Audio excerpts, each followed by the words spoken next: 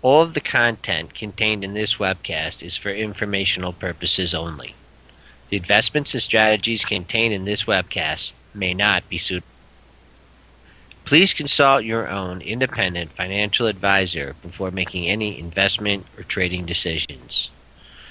Welcome back.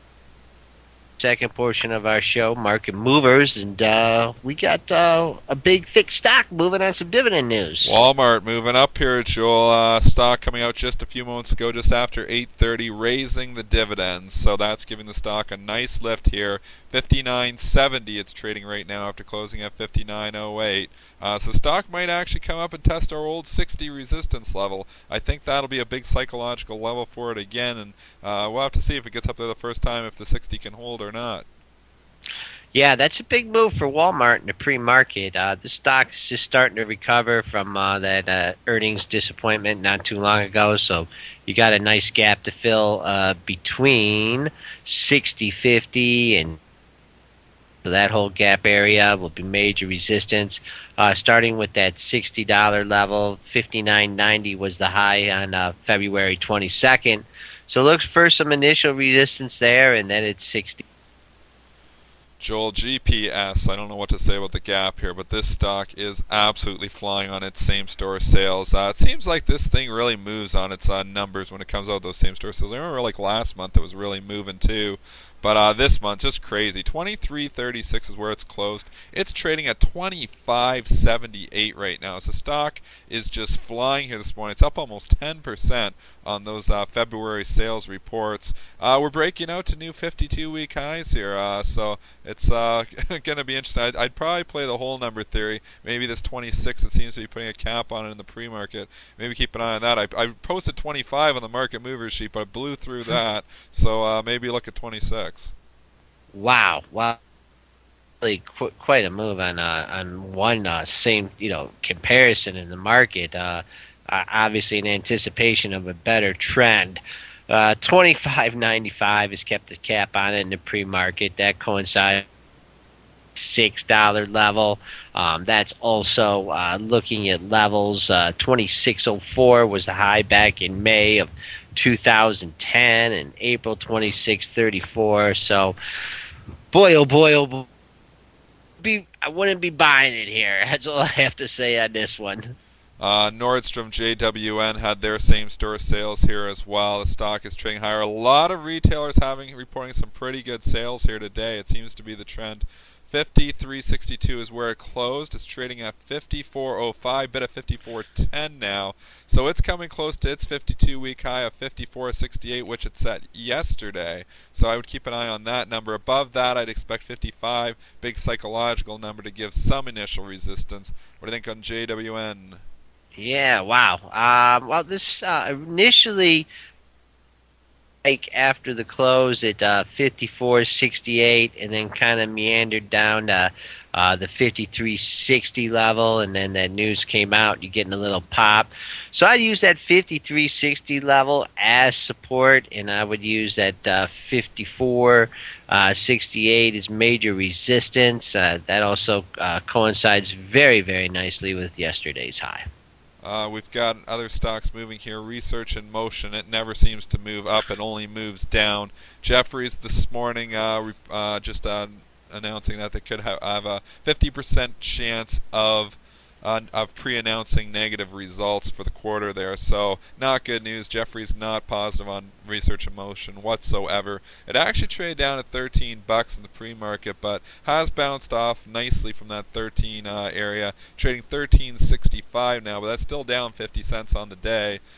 Dangerously close to that 52-week low, $12.45. Joe, only a buck away from there now. So he said there's a 50% chance of it pre-announcing they're going to miss earnings? Pretty much. That's what the headline says there. Anyways, I didn't get into the details or listen. And they let an analyst publish something like that. I mean, I guess they can publish anything. I know.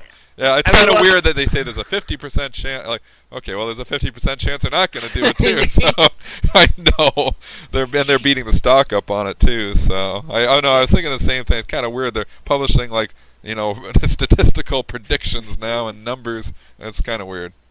Yeah, but anyways, we'll just look at the numbers. That's all we ever do here on premarketinfo.com. And got to bounce off the $13 level when that news came out. Seemed to be topping out at 13.75. So I'd keep an eye on that range. 13 as support, 13.75 is resistance. Up above there, it sliced through a double bottom at 14.16 to 14.19. So if it gets above that 13.75 level, look for resistance there.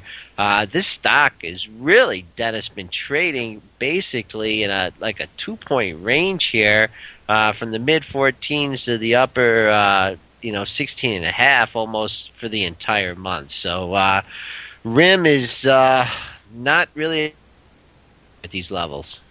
BID, which is Sotheby's, they reported earnings there last night, and the bid isn't good, Joel. 36.75 is where it's bid at right now. So offered at 37, the stock's down $2.50 here. So bid is looking for bids here today, Joel. $35 is where I think it might head here eventually. There was some resistance earlier on from that level. But we did have one top there at 36 where we were when we were moving up here in this 36 area. So maybe you get your first initial support in that area. What do you think on BID? Yeah, it 36 on the dailies looks pretty good. You did get a spike down in the pre-market to 35.46. So after if it comes back down, takes out that 36 level, look for that 35.46. Around the $35 levels, and that upside, since it didn't make that low at 35.46, we're trading right at the top here at 36.75. Above that 36.75, you got air up to the $38 level. Gold and silver. I don't even know what to say about these moves yesterday. These were some crazy moves. Up like an escalator, down like an elevator. GLD at one point was down almost $100 an ounce. So this is just a crazy move for GLD. It is bouncing back here a bit this morning, but man, if you were playing this long, pretty happy you'd bought it a month ago, you're sitting on some very nice gains. It gave them all back. It gave back the last month of gains in one day. So that is a crazy move, and even from the entire move on the GLD, where it got to that 148 area there just in late December, and we got up to 175, we just gave back almost half of those gains in one day. What a move down, Joel. Yeah, I mean, you see that in these commodities, and especially in the gold and silver, it just creeps up, and then whammy. I don't think that they really liked Big Ben, what Big Bad Ben had to say. But anyways, with those, you got to use the reference point of the low that it made. I mean, it's still in an uptrend. I would keep an eye on the lows in both those issues. 164 in the GLD, and then in the I'd keep an eye on the 30 lines in the sands. It almost looked, though, as that both these issues, and gold and silver for that matter, on the charts are going to, perhaps test a little bit of the validity of this move, and perhaps take back, half of it. Maybe silver trade down to, the 30-31 level. But also, if you go back, it's just kind of interesting. If you go back and you look at the dailies, especially on the SLV, when it really crapped out back in September. It had a gap down at 32, and then the next day it gapped down again. But coincidentally, the 36.32, yesterday it hit 36.44. So those levels are relevant, and you just got to pay attention to them. And hopefully, some of our traders that were on that issue were able to exit at those levels. Well, we're starting to run short on time, so I'm going to keep it short here. But basically, you've got a lot of your retailers in the news here today. Most of them reporting same-store sales, and a lot of them trading higher. Kohl's bucking the trend. It's actually trading down a little bit. Walgreens actually got a downgrade, so it's trading down a bit too. But the majority of the other retailers are trading up today, like Foot Locker is up, Macy's is up. Kroger, actually, which was one we missed, reported earnings, and it's trading up as well. So do you have some mover in some of these retailers, Joel? Anything else you wanted to close with here? Yeah, we just at 13.69 a quarter.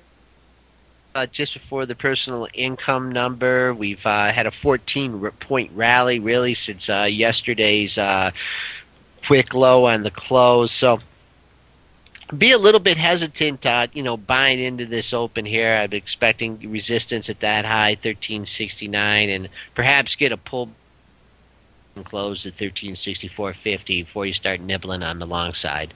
That's our show for today, folks, and we'll be back with you tomorrow.